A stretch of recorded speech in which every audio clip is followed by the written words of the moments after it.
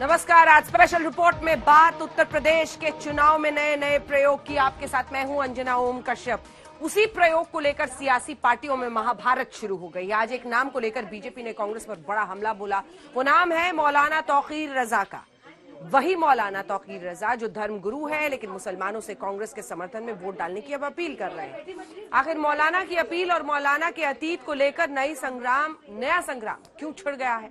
सवाल यही है कि मुसलमानों को लेकर तमाम पार्टियां दांव चल रही हैं, लेकिन मुसलमान क्या सोच रहा है?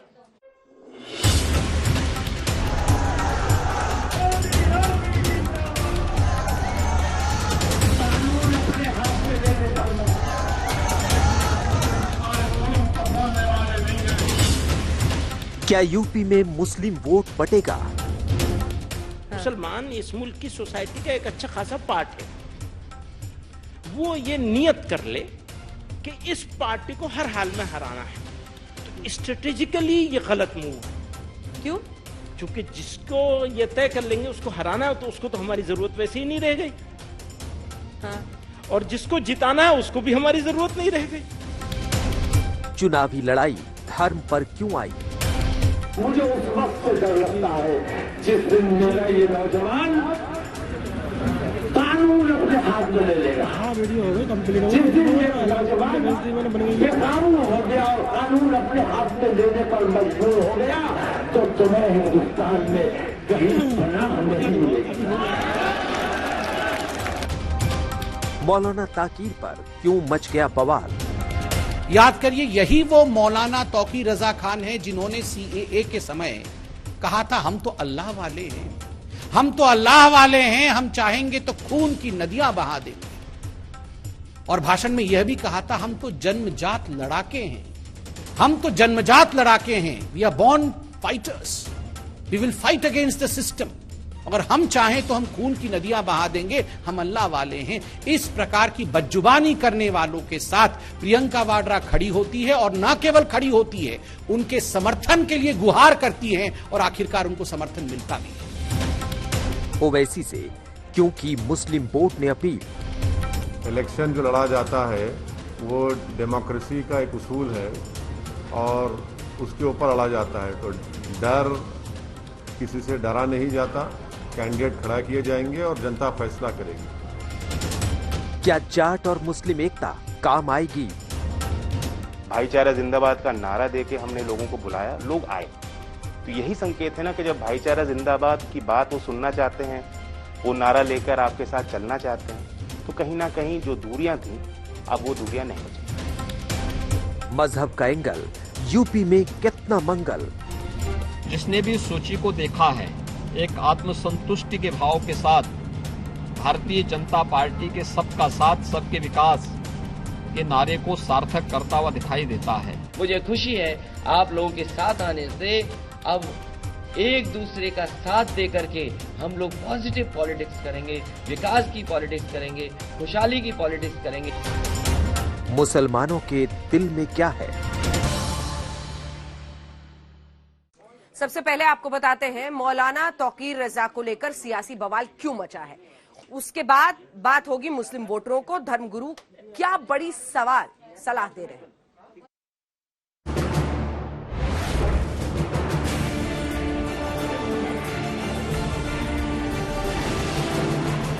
उत्तर प्रदेश के मुसलमानों से अपील करता हूं कि अगर उत्तर प्रदेश में अमन बरकरार रखना है तो किसी भी कीमत पर अपने वोट को तकसीम नहीं होने देना है, कांग्रेस की हिमायत पे वोट करना है। और कांग्रेस के साथ जब मुसलमान और दलित और तमाम लोग खड़े हुए हैं, तब तक कांग्रेस ने सरकार बनाई है और इस बार भी इंशाल्लाह हम सरकार बनाने जा रहे हैं। अगर हम चाहें तो हम खून की नदियां बहा देंगे, हम अल्लाह वाले हैं। इस प्रकार की बदजुबानी करने वालों के साथ प्रियंका वाड्रा खड़ी होती है, और न केवल खड़ी होती है, उनके समर्थन के लिए गुहार करती है, और आखिरकार उनको समर्थन मिलता भी है। उत्तर प्रदेश के चुनावी दंगल का ये ट्रेलर है। अब खुल्लम खुल्ला कांग्रेस और बीजेपी की चुनावी लड़ाई धर्म पर आ गई है। वजह है बरेलवी मुसलमानों के धार्मिक गुरु और इत्तेहाद मिल्लत काउंसिल के अध्यक्ष मौलाना ताकीर रजा खां का कांग्रेस के समर्थन में आना। धर्मगुरु ने कांग्रेस को जिताने के लिए मुसलमानों से अपील की है वहीं प्रियंका गांधी की इस तस्वीर के साथ कांग्रेस ने सोशल मीडिया पर लिखा, बीते दिनों आला हजरत बरेली शरीफ के मौलाना ताकिर रजा खान साहब की कांग्रेस महासचिव श्रीमती प्रियंका गांधी जी से मुलाकात हुई थी। मौलाना ताकिर रजा जी ने उत्तर प्रदेश विधानसभा चुनाव में अपनी पार्टी से चुनाव न लड़ाने का फैसला करते हुए उन्होंने अपनी पार्टी का पूरा समर्थन कांग्रेस पार्टी और कांग्रेस पार्टी के उम्मीदवारों को दिया है। 5 राज्यों में हो रहे चुनाव में भी उन्होंने अपने समर्थकों को कांग्रेस के समर्थन के लिए कहा है। इधर मौलाना ताकिर रजा ने कांग्रेस का समर्थन किया, उधर एक पुराने बयान को लेकर बीजेपी ने प्रचंड प्रहार किया। कांग्रेस पर हमला करते हुए पूछा, हिंदू विरोधियों का समर्थन क्यों? आश्चर्य हुआ जब एक औपचारिक फॉर्मल प्रेस कॉन्फ्रेंस में, जिसमें कांग्रेस के अध्यक्ष उत्तर प्रदेश के अजय लल्लू जी मौजूद थे, उनकी मौजूदगी में मौलाना तौकीर रजा खान, जो कि इत्तेहाद-ए-मिल्लत नामक पॉलिटिकल पार्टी को हेड करते हैं, उन्होंने कांग्रेस पार्टी को अपना समर्थन घोषित किया। चंद दिनों पहले मौलाना साहब के एक वीडियो को दिखाया था जिसमें स्पष्ट रूप से मौलाना तौकीर रजा खान हिंदुओं के खिलाफ जहर उगल रहे थे उत्तर प्रदेश में। ऐसी बातें कह रहे थे जो कभी कहा नहीं जा सकता। मौलाना तौकीर रजा खान कह रहे थे कि अगर कानून की व्यवस्था मेरे जो यूथ हैं, मेरे जो जवान हैं, अर्थात जो मुस्लिम जवान हैं, उनके हाथों में कानून की व्यवस्था आ जाए तो जो हिंदू लोग हैं उनको सोचना पड़ेगा, हिंदुस्तान में रहने की जगह तक नहीं मिलेगी हिंदुओं को। बीजेपी के आरोप के पीछे है मौलाना ताकिर रजा के विवादित बोल। वैसे भी मौलाना ताकिर रजा अपने जलसों में, अपनी रैलियों में मर्यादित भाषा की लक्ष्मण रेखा को लांघने से पीछे नहीं हटते।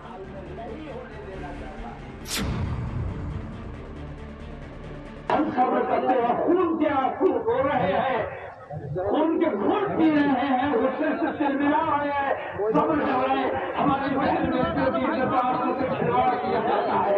हमारी बहन बेटियों को कहा जाता है अपने नौजवानों से कि इनकी बेटियों को मत लगाओ, बहकाओ, भगा कर लाओ।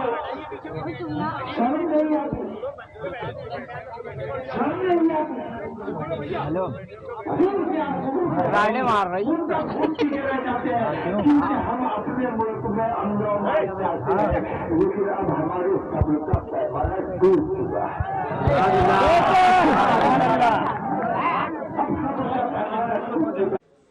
मौलाना तौकीर रजा अपनी नफरती जुबान की वजह से हमेशा विवादों में रहते हैं। वही विवाद जिसकी वजह से कांग्रेस को समर्थन देने की बात कहकर उन्होंने कांग्रेस की मुश्किलें अब बढ़ा दी हैं।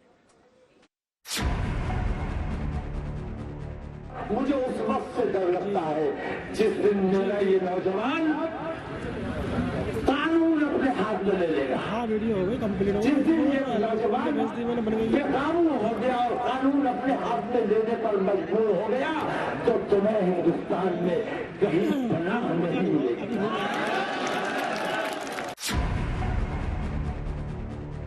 और करो कि असल में आतंकवादी अगर कोई है, अगर ईमानदारी से, दयानतदारी से अपने दिल पर हाथ रखकर गौर करने बैठ जाओगे मेरे हिंदू भाइयों, तो तुम्हें दिखेगा कि मुसलमान असल में आतंकवादी नहीं है। असल में कोई आतंकवादी है तो ये नरेंद्र मोदी है और ये अमित शाह है और ये योगी अपने आप को कहता है। ये योगी नहीं है, ये बहुत बड़ा ढोंगी है। याद रखो, जो रावण के भेष में आए, रावण जो साधु का भेष बना के आया था सीता मैया का अपहरण करने, वो भी साधु बन के आया था। तो एक बार रावण आया था साधु का भेष बनाकर सीता मैया का अपहरण करने और महापाप करने। आज ये साधु उसी रावण का, उसी के वंशज हैं, उसी के पैरोकार हैं। मौलाना ताकिर रजा के ऐसे ही विवादित बयान को लेकर अब बीजेपी ने कांग्रेस पर निशाना साधा है। अब सोच के देखिए किस प्रकार की ये घृणा की बात है। घृणा की पराकाष्ठा है, हाइट ऑफ हेट्रेड, जिसमें स्पष्ट रूप से एक मौलाना कह रहे हैं कि अगर हमने खुला छोड़ दिया अपने युवकों को तो धर्म विशेष का नाम लेकर कह रहे हैं कि हिंदुओं को हिंदुस्तान में रहने की जगह नहीं मिलेगी, देश छोड़ के जाना पड़ेगा। और तो और उसी लाइन में वो कहते हैं आगे कि हिंदुस्तान का नक्शा बदल के रख देंगे, हिंदुस्तान का नक्शा बदल जाएगा। हिंदुस्तान का नक्शा बदलने वाले लोग, जिन लोगों के मंसूबों में इस प्रकार की कारसादी है कि वो हिंदुस्तान के नक्शा को बदलना चाहते हैं, कानून की व्यवस्था को पलटना चाहते हैं, स्वाभाविक रूप से वैसे लोगों का समर्थन कांग्रेस पार्टी लेती है। ये कोई कांग्रेस पार्टी के लिए नया विषय नहीं है। उधर विश्व हिंदू परिषद ने तो कांग्रेस को अपना नाम बदलने की ही नसीहत दे डाली।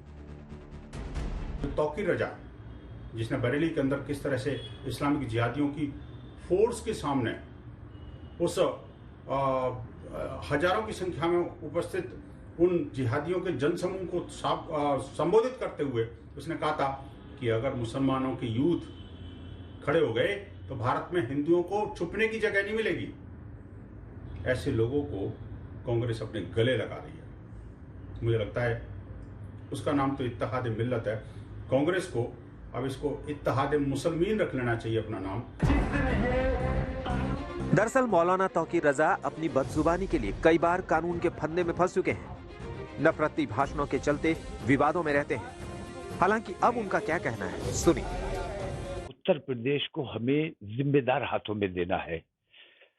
पिछली बार हमसे गलती हुई तो कैसे मनहूस हाथों में चला गया। उससे पहले हमने गलती की, जज्बात में बह गए, अखिलेश यादव जैसे गैर जिम्मेदार हाथों में हमने उत्तर प्रदेश को दे दिया।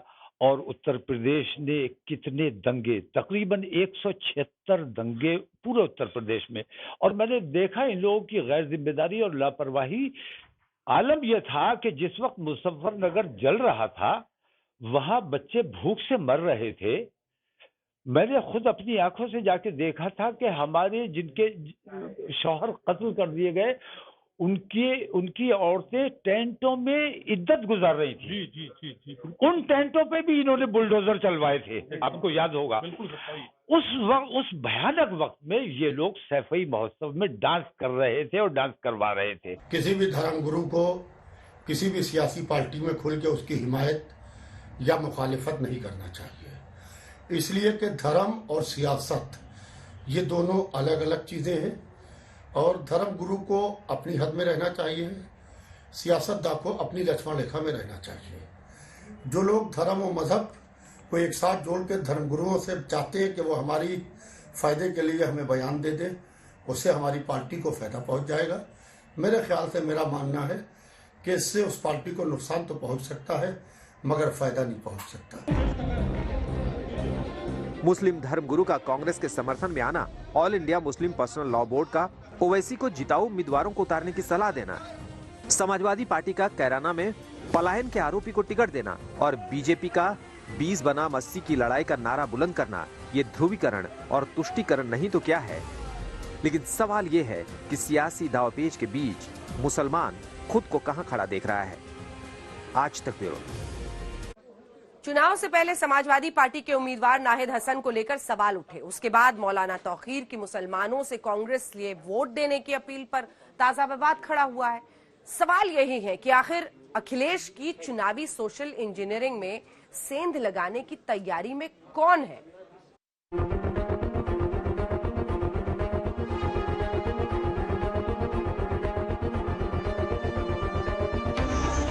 उत्तर प्रदेश की चुनावी बिसात पर समाजवादी पार्टी को अपनी सोशल इंजीनियरिंग पर भरोसा है। वही सोशल इंजीनियरिंग जिसमें यादव है, मुस्लिम है और पिछड़ी जाति के साथ आने का भरोसा। चुनाव से पहले गैर यादव कई बड़े चेहरे समाजवादी पार्टी की बाइसिकल पर सवार हो चुके हैं, लेकिन अखिलेश के जीत वाले फॉर्मूले में सेंध लगती हुई नजर आ रही है। दरअसल कांग्रेस हो, बीएसपी हो या फिर ओवैसी, सभी की नजरें 19% मुस्लिम वोट बैंक के उस वोटिंग पैटर्न को तोड़ने की है जिसमें सबसे ऊपर आज की तारीख में समाजवादी पार्टी है। हमारे पार्टी प्रेसिडेंट ने इस बात का ऐलान किया है कि हम लोग उत्तर प्रदेश के विधानसभा में 100 विधानसभा की सीट पर लड़ने की तैयारी कर रहे हैं और पहली लिस्ट हमने फर्स्ट फेज की जारी की है और भी कैंडिडेट्स दूसरे फेज के और दूसरे जितने फेज है उसके जारी किए जाएंगे और हम लोग पूरी तैयारी कर रहे हैं, पूरी तैयारी के साथ इस चुनाव में मुकाबला कर रहे हैं। पिछले दिनों में इन दलों के उम्मीदवारों की सूची सामने आई, उसे देखकर तो यही लगता है कि इस चुनाव में भी मुस्लिम वोट का बिखराव तय हो चुका है।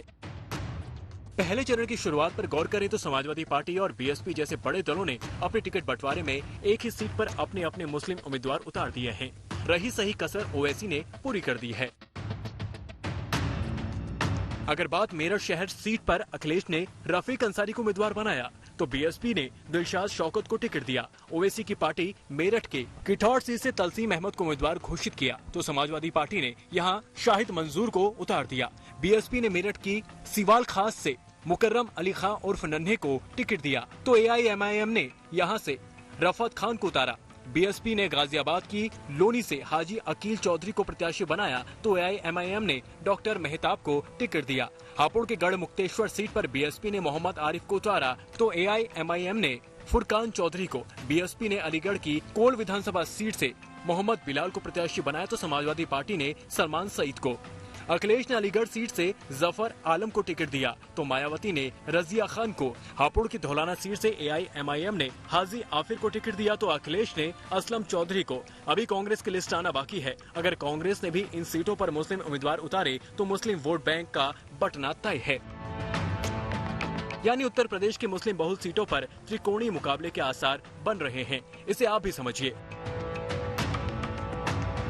कुल मिलाकर उत्तर की 143 विधानसभा सीटें ऐसी हैं जहां मुस्लिम वोटर्स का असर है। करीब 70 सीटें ऐसी हैं जहां मुस्लिम आबादी 20 से 30% के बीच है। 43 सीटें ऐसी हैं जहां मुस्लिम आबादी 30% से ज्यादा है। यूपी की 36 सीटें ऐसी हैं जहां मुस्लिम प्रत्याशी अपने बूते जीत हासिल कर सकते हैं। 7 सीटें ऐसी हैं जहां मुस्लिम जीत हार तय कर सकते हैं। मौजूदा विधानसभा में 23 मुस्लिम विधायक हैं। ये संख्या बीते 50 साल में सबसे कम है। समाजवादी पार्टी, बीएसपी और कांग्रेस की तिकड़ी में बटे मुसलमानों पर एक मुश्त हक पाने के लिए ओवैसी ने भी पूरी ताकत झोंक रखी है। 100 सीटों पर उनकी पार्टी चुनाव लड़ रही है। दावा यही है कि हर सेकुलर पार्टी उन्हें छलती आई है। बीजेपी से साठगांठ को लेकर उनके पास अपनी दलीलें हैं।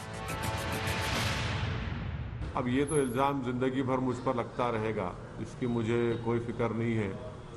सवाल ये पैदा होता है कि 2014 में, 17 में, 19 में क्यों उत्तर प्रदेश में बीजेपी जीती। मेरे सवाल का जवाब कोई नहीं दे पा रहा है।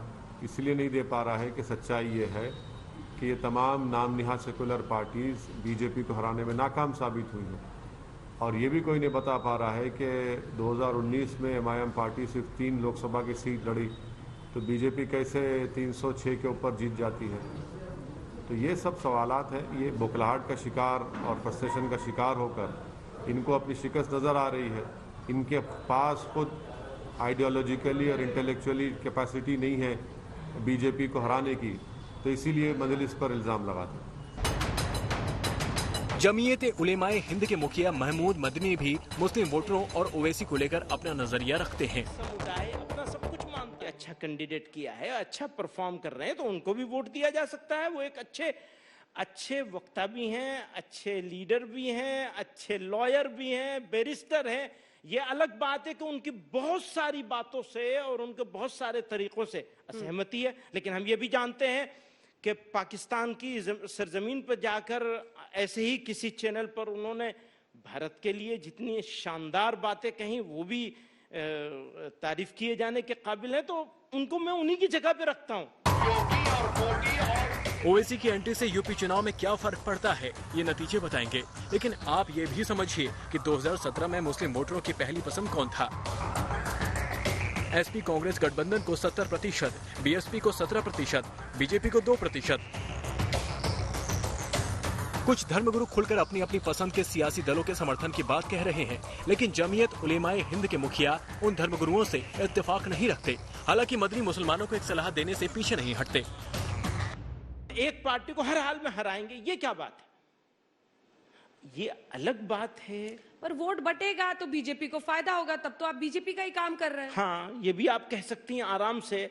मेरे दोस्त लोग यही बात कहते हैं कि तुम तो बीजेपी की सपोर्ट लो। मैं बीजेपी की सपोर्ट की बात नहीं कर रहा हूं, मैं एक मोटी सी बात कह रहा हूं। क्या है वो कोई मोटी बात? भी एक सोसाइटी का एक बड़ा पार्ट, मुसलमान इस मुल्क की सोसाइटी का एक अच्छा खासा पार्ट है। वो ये नियत कर ले कि इस पार्टी को हर हाल में हराना है, तो स्ट्रेटेजिकली ये गलत मूव है। क्यों? क्योंकि जिसको ये तय कर लेंगे उसको हराना है, तो उसको तो हमारी जरूरत वैसे ही नहीं रह गई। हाँ। और जिसको जिताना है उसको भी हमारी जरूरत नहीं रह गई। तो ये तो बिल्कुल गलत मूव है। तमाम पार्टियों की नजरें मुस्लिमों पर टिकी हुई हैं। सभी दल मुस्लिमों को अपनी ओर रिझाने में जुटे हुए हैं। अब देखना यह है कि मुस्लिम मतदाता किस पार्टी का भाग्य विधाता बनता है। आज तक ब्यूरो।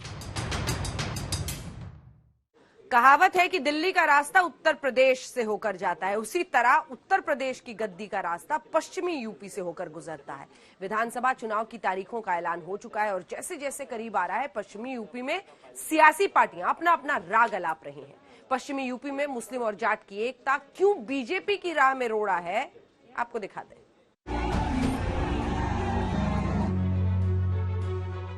बीजेपी के लिए इस बार पश्चिमी यूपी की राह आसान नहीं होगी।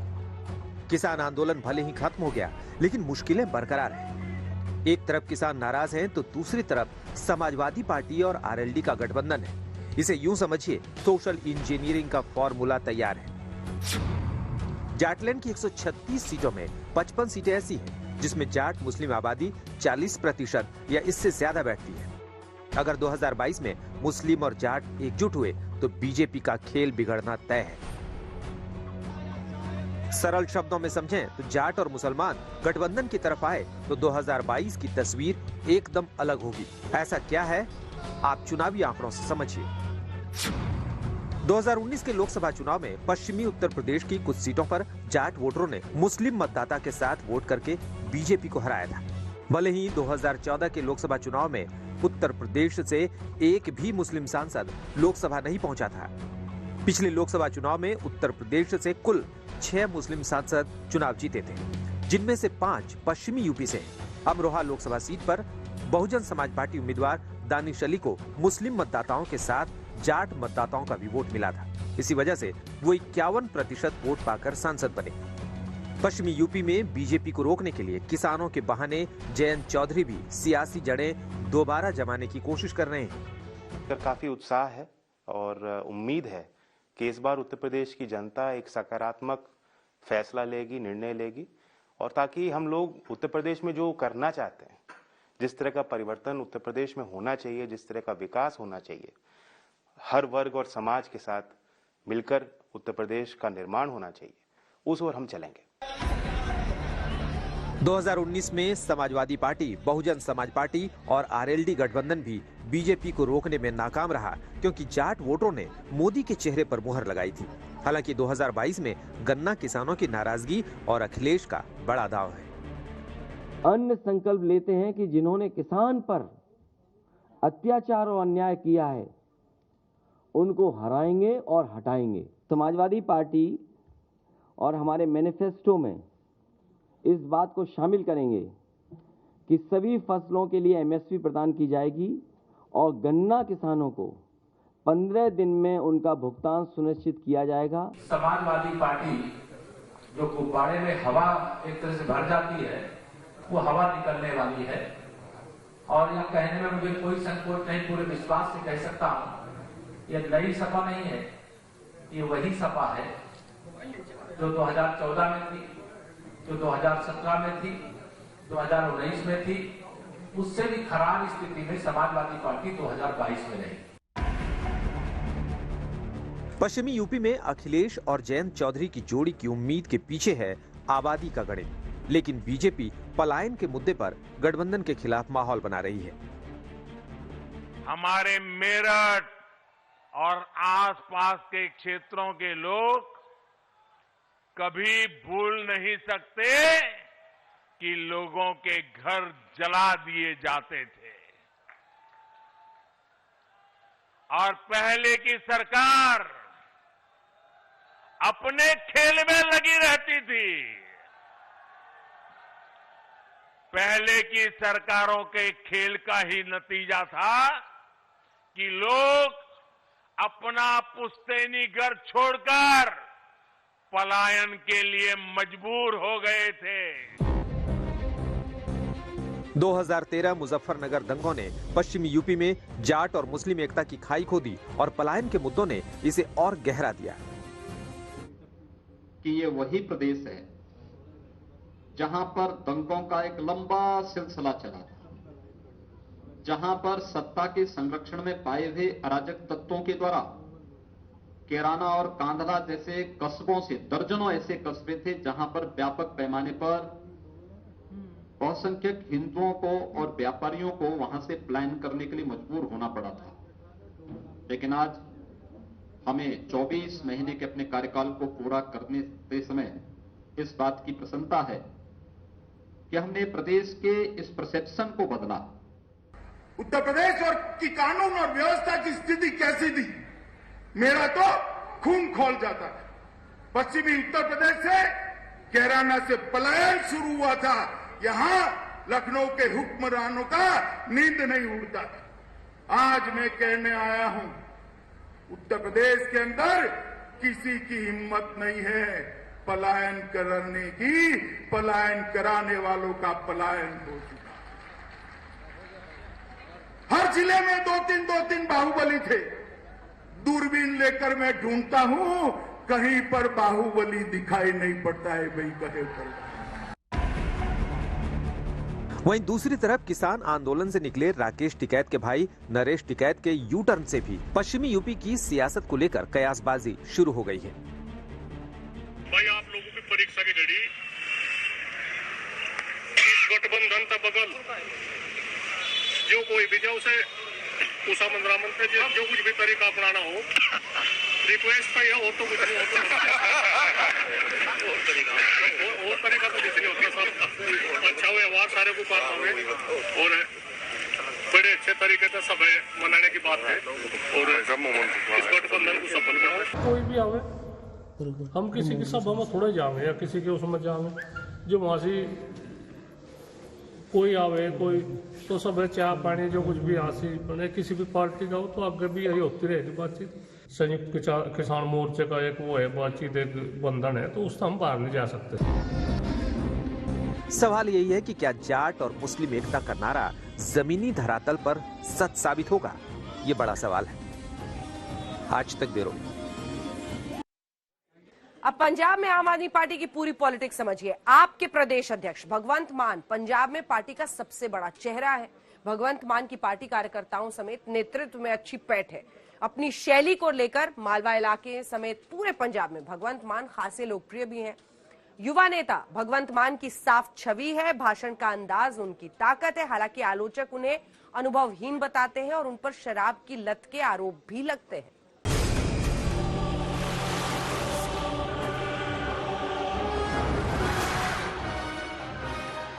यही अंदाज है भगवंत मान का। कॉमेडी वाली कविताओं में वार और प्रहार करने के लिए जाने जाते हैं आपके भगवंत मान। संसद में मोदी सरकार को अक्सर अपनी कविताओं से लपेटे में लेने वाले नेताजी भगवंत मान को अब आम आदमी पार्टी ने पंजाब में मुख्यमंत्री पद का उम्मीदवार बनाया है। आम आदमी पार्टी का सीएम चेहरा औपचारिक रूप से सरदार भगवंत मान को डिक्लेयर करते हुए जैसे ही मन से केजरीवाल ने सीएम उम्मीदवार के लिए भगवंत मान के नाम का ऐलान किया, भगवंत मान की आंखों में भावुकता के समंदर का हाई टाइड आ गया। वो केजरीवाल से लिपट गए, चिपट गए और मंच के नीचे उनके समर्थक झूमने लगे। और आम आदमी पार्टी का सीएम चेहरा औपचारिक रूप से सरदार भगवंत मान को डिक्लेयर करते हुए पंजाब में सीएम का चेहरा चुनने के लिए केजरीवाल ने रायशुमारी का रास्ता चुना। इसके लिए मोबाइल नंबर जारी किए गए और लोगों से राय मांगी गई। 3 दिन में 21,59,000 लोगों ने राय दी। करीब 15 लाख लोगों ने भगवंत मान का नाम लिया है। केजरीवाल ने इस रिजल्ट के साथ ही भगवंत मान के नाम का ऐलान करते हुए कहा कि मान को 93.3% और सिद्धू को सिर्फ 3.6% वोट मिले। 93.3% लोगों ने सरदार भगवंत मान का नाम लिया। दूसरे नंबर पे नवजोत सिंह सिद्धू थे, उनको 3.6% वोट मिले। ਵੇਖੋ ਜੇ ਲਾੜਾ ਮਿਲ ਗਿਆ ਤੇ ਵਿਆਹ ਕਰਨਾ ਜਾਂ ਨਹੀਂ ਇਹ ਪੰਜਾਬ ਦੇ ਲੋਕ ਫੈਸਲਾ ਕਰਨਗੇ। हजे बड़ी दिल्ली दूर है। लेकिन इस वक्त पंजाब की राजनीति में सिद्धू बेगाने से नजर आ रहे हैं। कांग्रेस के नए वीडियो में भी सिद्धू किनारे नजर आ रहे हैं और केजरीवाल भी सिद्धू को अपनी रायशुमारी में 3% की पसंद बता रहे हैं। तो अब क्या घमासान चन्नी और भगवंत मान के बीच है? कमलजीत संधू के साथ मंजीत सहगल, मोहाली, आज तक। और आइए अब आपको सीधे लिए चलते हैं। हमारे साथ इस वक्त पंजाब में आम आदमी पार्टी के मुख्यमंत्री उम्मीदवार बने भगवंत मान जी आज तक पर लाइव जुड़ रहे हैं। भगवंत मान जी, बहुत स्वागत आपका आज तक पर और बधाई हो सर आपको। बहुत बहुत मेहरबानी अंजना जी। आज तक देखने वाले सभी दर्शकों को मेरी तरफ से बहुत बहुत प्यार भरी सत श्री अकाल, नमस्कार। अभी तो पहला पड़ाव है, पूरी लड़ाई अभी बाकी है। यहां 93% मार्क्स लाए हैं आप, क्यों?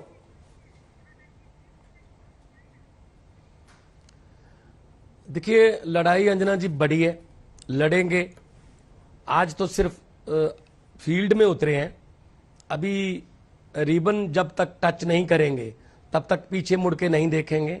मेहनत में कोई कमी नहीं आएगी। पार्टी ने मुझ पर विश्वास किया, पार्टी ने मुझे इस काबिल समझा, उसके लिए बहुत बहुत धन्यवाद। लेकिन उससे भी ज्यादा धन्यवाद पंजाब की उस जनता का। 22 लाख, 4 दिनों में 22 लाख लोगों ने जो मेरे में विश्वास जताया, तो मेरा हौसला बहुत बढ़ गया। हौसला भी डबल हो गया तो जिम्मेदारी भी डबल हो गई है और जिम्मेदारी को निभाएंगे तनदेही से। चन्नी साहब को एक प्रबल कॉम्पिटिटर के रूप में आप देख रहे हैं कि नहीं? क्योंकि कांग्रेस जिस तरह से पंजाब में अपना एक गढ़ बनाकर आगे चलती रही है, कैप्टन हालांकि हट गए, लेकिन चन्नी साहब जिस तरह से अब कर रहे हैं, आपको लग रहा है कि एक बड़ी लड़ाई होगी और बड़ा कॉन्टेस्ट होगा? आपका जो सामने कॉम्पिटिटर है वो बड़ा है? देखिए, चन्नी साहब सिर्फ 70-80 दिन का रिपोर्ट कार्ड दिखाकर वोट मांग रहे हैं अगले 5 साल के लिए। अपने पुराने पौने 5 साल नहीं वो बता रहे।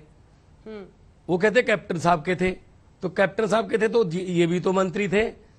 अली बाबा तो उन्होंने निकाल दिया, जा हट गया, लेकिन 40 तो वही है ना जिन पर अली बाबा कह के गया है कि मेरी कैबिनेट के बहुत से मंत्री थे जो माफिया में इन्वॉल्व थे, मैंने कांग्रेस की इज्जत रखने के लिए उन पर कार्रवाई नहीं की। तो मतलब कांग्रेस जो है उसने पिछले 110 दिन सिर्फ ऐलान किए हैं। चन्नी साहब ने ऐलान अच्छे किए, ऐलान बहुत ही अच्छे थे, लेकिन उन पर इम्प्लीमेंटेशन नहीं हुई। सिद्धू साहब उनकी फूक निकाल देते थे कि कैसे कहां हो गया रेता जो है 5-5.5 रुपए फीट, और 36,000 कच्चे मुलाजिमों को पक्का करने के लिए बोर्ड लगा दिए। पूरा पंजाब रंग दिया अंजना जी। कोई रोडवेज की बस नहीं थी, कोई खंभा बिजली का नहीं था, कोई पंजाब में पेड़ या कोई ऐसी दीवार जो सड़क से नजर आती हो जहां पर यह ना लिखा हो कि 36,000 कच्चे मुलाजिमों को पक्का किया।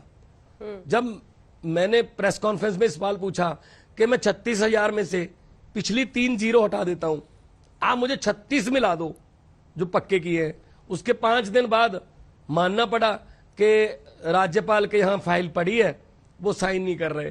तो फिर आपने बोर्ड क्यों लगवाए? या तो फिर बोर्ड ये लगवाते कि हमने राज्यपाल की उस पे पटल पे फाइल भेज दी है, तब तो बात थी। अब कोई काम हुआ ही नहीं, ना बिजली सस्ती, ना किसी को 5 मरले का प्लाट मिला, सिर्फ बोर्ड, सिर्फ ऐलान जीत चन्नी बन गए थे। खुद भी कहते थे मुझे ऐलान जीत कहते हैं। तो कांग्रेस में आपस में नहीं बनती। सिद्धू मॉडल अपना लेके घूम रहे हैं।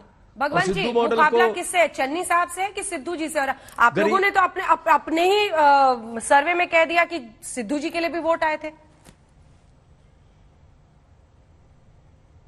हाँ, कुछ लोग ऐसे होते हैं कि अगर सिद्धू इधर आ जाए तो उसको भी बनाया जा सकता है। उन्होंने लिख दिया, हमने बता भी दिया, इसमें कोई हर्ज नहीं है।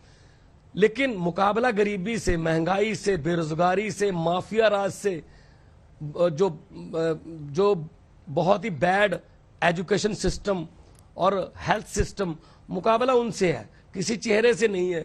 क्योंकि कांग्रेस से लोग बहुत निराश हो चुके हैं।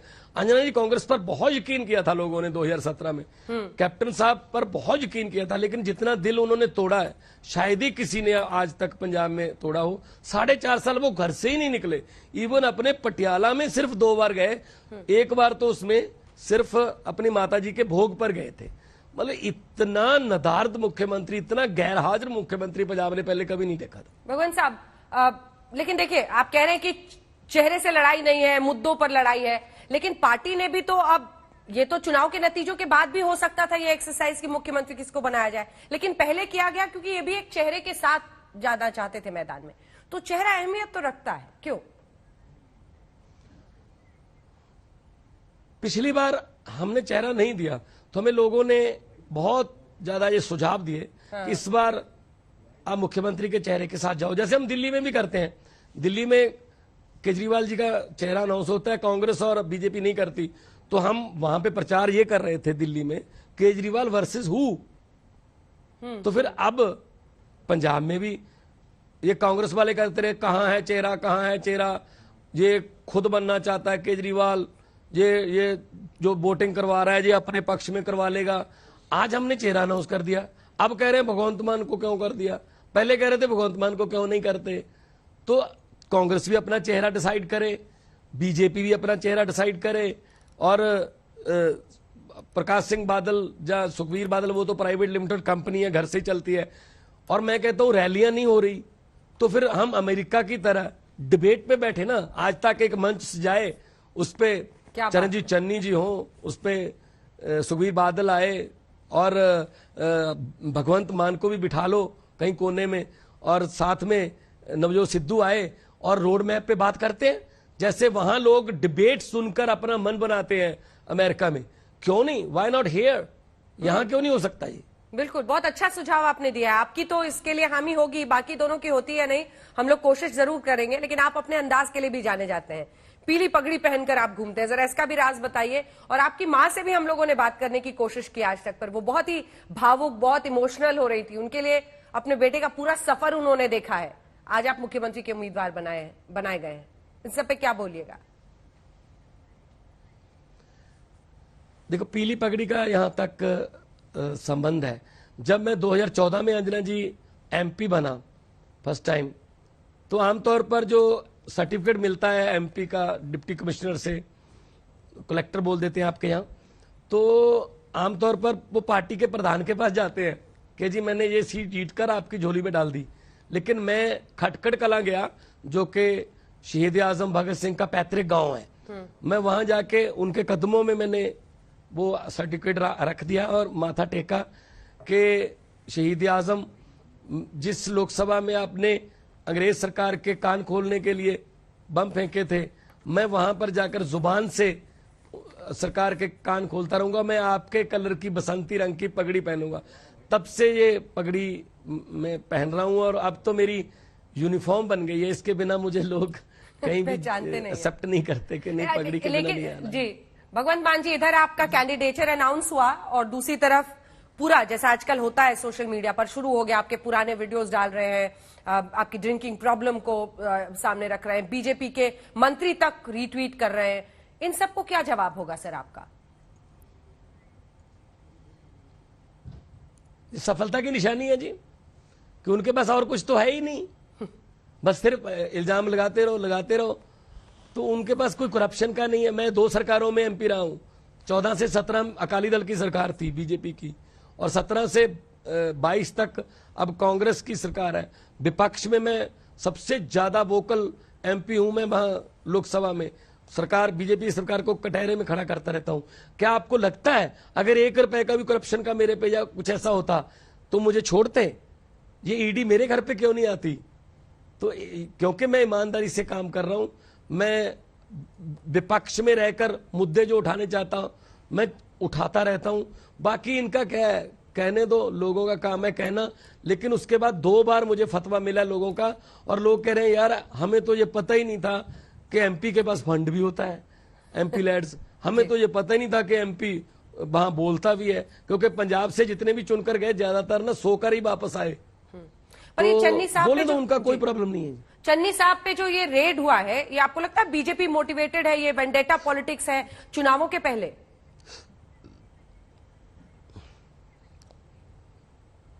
देखिए, कैप्टन साहब ने कहा था कि मेरे जो कुछ मंत्री थे वो इन्वॉल्व थे, उसमें माइनिंग में, इलीगल माइनिंग में या माफिया में। हमने भी जाकर, राघव चड्डा गए थे चमकौर साहब के इलाके में, हमने भी जाके बताया था कि ये जो रेत की जो माइनिंग है ये इलीगल चल रही है, इसका कोई लाइसेंस नहीं है किसी। तो उन्होंने कहा कि नहीं ये तो वैसे ही आ रहे हैं। तो अंजना जी, आज अगर उनके रिश्तेदारों पर माइनिंग की वजह से चल रहा है, रेट चल रही है, तो फिर तो ये आम आदमी वाली या मैं गरीब हूं या ये ऐसा तो नहीं फिर हो सकता। फिर चलते चलते अपने अंदाज में, चूंकि आप शब्दों के जरिए देश की संसद से लेकर बाहर तक सबको घेरते रहते हैं, कुछ अपने अंदाज में क्या कहिएगा आज पंजाब के लोगों को और जनता को? इसी के साथ अपने दर्शकों को छोड़े जाएंगे। शब्दों के तो आप भी माहिर हैं, लेकिन आपने मुझे इतना मान दिया, धन्यवाद। मैं इतना कहना चाहूंगा कि हुकूमत वो करते हैं जिनका दिलों पर राज होता है, हुकूमत वो करते हैं जिनका दिलों पर राज होता है। यूं कहने को तो मुर्गे के सर पे भी ताज होता है। बहुत बहुत धन्यवाद आपका भगवंत मान जी, हमारे साथ जुड़े हुए थे। आम आदमी पार्टी ने इन्हें पंजाब का उम्मीदवार घोषित किया है। एक लंबी लड़ाई आगे है, पहला पड़ाव ही इसे माना जाएगा। बहुत धन्यवाद सर आपका। देश दुनिया की बाकी खबरों के लिए आप देखते रहिए आज तक।